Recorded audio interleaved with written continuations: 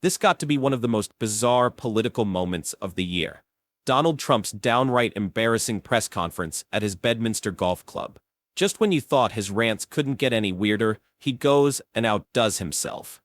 Seriously, folks, this one's a doozy. We're talking windmills, dead birds, Cheerios, and Time magazine all rolled into one rambling, incoherent mess that leaves you scratching your head, wondering if you're watching a press conference or some kind of surreal comedy sketch.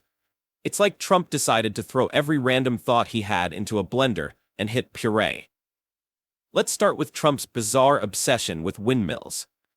According to Trump, these giant eco-friendly turbines are nothing short of apocalyptic. He's convinced that windmills are not only ruining the landscape, but also decimating the bird population. You want to see a bird cemetery? Just go under a windmill, he says. Game with wind that it's ruining everything, killing all your birds, destroying the fields, all these gorgeous fields.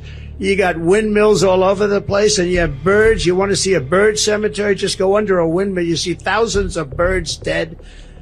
The bald eagle, if you kill an eagle, they put you in jail for years. And yet these windmills knock them out like nothing. Okay, that's just crazy. Oh, Now, Trump's portrayal of windmills as bird-slaughtering machines would be downright hilarious if it weren't so wildly detached from reality. It's as though he's dreaming up some bizarre horror movie where windmills are the menacing villains, silently stalking the skies and swooping down on poor, unsuspecting birds like they're starring in an avian slasher flick. And then there's his dramatic declaration about the boiled eagle, as if these majestic creatures are being plucked right out of the air and tossed into a pot for dinner. It's the kind of over-the-top claim that makes you pause and wonder if Trump even remotely understands how windmills actually work, or if he's just got some weird personal vendetta against renewable energy. Maybe he's got nightmares where windmills are coming for him next, their blades spinning with malevolent intent. Or perhaps he's simply trying to stir up fear about clean energy because, let's face it, when your policy ideas are as outdated as coal mines and oil rigs, you've got to resort to some pretty wild tales to keep people from embracing the future. And then, out of nowhere, we're talking about cereal. Yes, you heard that right. Trump, standing in front of a display of cereal boxes, decides to tell the world how excited he is to take some Cheerios back to his cottage. I haven't seen Cheerios in a long time, he says, as if he's just rediscovered a long-lost treasure. Here, what a nice job. I think I'm going to take some of them back to my cottage and have a lot of fun. Like the Cheerios. I haven't seen Cheerios in a long time. I'm going to take them back. It's moments like these that make you seriously question whether you're watching a press conference or some strange late-night infomercial gone off the rails. Picture it, the former president, in all his posh Bedminster glory, standing there, not to discuss policy or national security, but waxing nostalgic about breakfast cereal. Yes, cereal.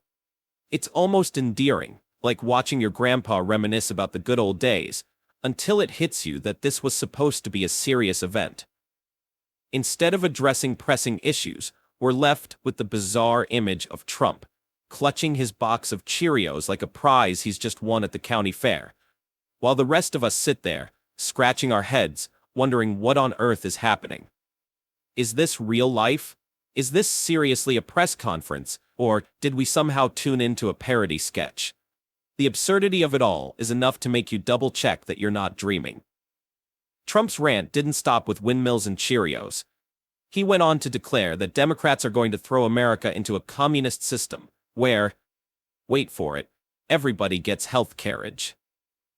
Be thrown into a communist system. It's a communist system. You're going to be thrown into a system where everybody gets health carriage? It sounds like something straight out of a 19th century medical drama, where doctors make house calls in horse-drawn carriages, complete with top hats and pocket watches. But no, Trump wasn't promoting some quaint, historical healthcare service. He was actually trying to warn us about the supposed horrors of universal healthcare. The irony, of course, is that his choice of words made it sound more like a charming offer than a dire threat. Who wouldn't want a doctor arriving in a carriage to take care of your health? If universal healthcare is really as disastrous as Trump claims, it's hard to explain why Fox News scrambled to remove the stock market ticker showing record highs during his speech. Because let's be honest, nothing screams communist doom quite like a booming economy, right? If this is what living under the tyranny of universal healthcare looks like, with skyrocketing stocks and a thriving market, maybe we should all be signing up for this health carriage service. After all, the only thing scarier than affordable healthcare for all is apparently the economic success that follows. Now, let's talk about Vice President Kamala Harris, who, according to the mainstream press, is somehow at fault for not giving enough interviews. The media is in a frenzy because she hasn't held a press conference since moving to the top of the Democratic ticket. But the latest wine fest from Fox and Earth 2 is that Vice President Kamala Harris has not given an interview yet. Today marks 24 days since Vice President Kamala Harris moved to the top of the ticket, and she still has not given an official interview or formal. This is not going to be the first time you've heard this question, but the Trump campaign is also going after the vice president for not doing enough interviews, for not holding a press conference. Would it kill you guys to have a press conference? Why hasn't she had a press conference? Listen, the Vice President and Governor Walz have been busy crisscrossing this country since the launch of this campaign and adding Governor Walz to the ticket. You saw the ways in which they went across the battleground states last week, generating rallies of thousands, 10,000 here, 15,000 there. But Michael, you know, a campaign rally is not a press conference. Do you mind if I cut in? I mean, you know, a campaign rally is not a press conference. Why hasn't she had a press conference? She's the vice president. She can handle the questions. Why not do it? We absolutely are going to do it. You hear her take questions as she's out on the stump. And she said last week, we're going to be having a sit-down interview here before the end of the month. What she's going to be focused on and what this campaign is going to be focused on is communicating directly with the voters that are actually going to decide. But let's be real here.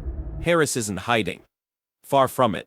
She's been crisscrossing the country, making her case directly to the people and connecting with voters face to face.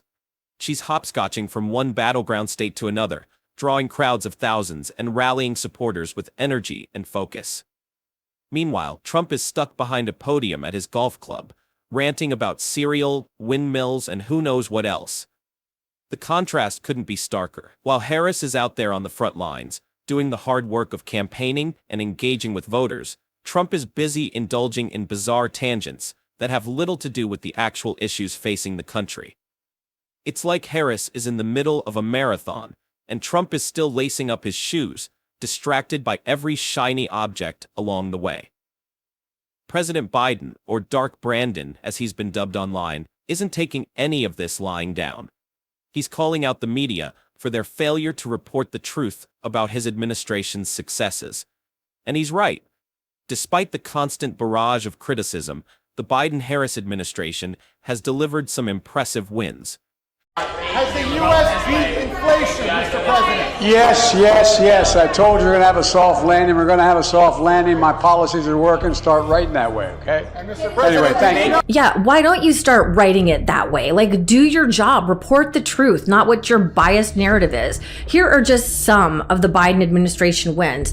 The Biden-Harris administration just announced lower prices on 10 new prescription drugs, thanks to their Medicare collective bargaining deal over Big Pharma. That now results in thousands of dollars in savings for seniors who rely on these life-saving medications, many of these seniors who are on fixed incomes like Social Security. President Biden has fought to save Social Security, and Vice President Harris has said that she will carry that legacy on. Meanwhile, from lowering prescription drug prices to tackling climate change with the Inflation Reduction Act, they've been busy making real progress. Meanwhile, Trump is busy ranting about how he invented $35 insulin, another one of his fact-free claims that only his most die-hard supporters believe. And Joe tried to take credit for $35 insulin. You know that. You know who did that? I did that. I did the insulin. What's really frustrating is the double standard in how the media covers Biden and Trump. Biden has been doing his job, giving multiple interviews and holding press conferences, but no matter what he does, it's never enough for the press. They badger him relentlessly, while Trump gets a free pass for his incoherent rants and lies. Whenever President Biden stands up for himself and his accomplishments, the press gets very testy. Oh yeah, how dare the President of the United States, the Commander-in-Chief, the leader of the free world, stand up for himself? So I can understand why Vice President Harris is steering clear, because the media covers the candidates like a horse race. They berated a very able and successful President Biden nonstop, despite him sitting down and giving multiple sit-down interviews with Aaron Burnett of CNN, with George Stephanopoulos at ABC, Lester Holt of NBC, and that hour-long press conference about foreign policy right after the NATO conference. And that was not enough for the mainstream press. They just badgered him until he graciously stepped aside. It was never enough for the rabid White House press corps. Meanwhile, they never asked the deranged, unstable, pathologically lying Trump to get out of the race. Like, the double standard is crazy, and we can't forget about what they have done. Jennifer Rubin from the Washington Post hit the nail on the head when she pointed out that if Biden ever behaved like Trump, the media would be in full-blown panic mode. Jennifer Rubin, opinion writer of the Washington Post, wrote about this insane double standard that the media applies to Trump versus Biden.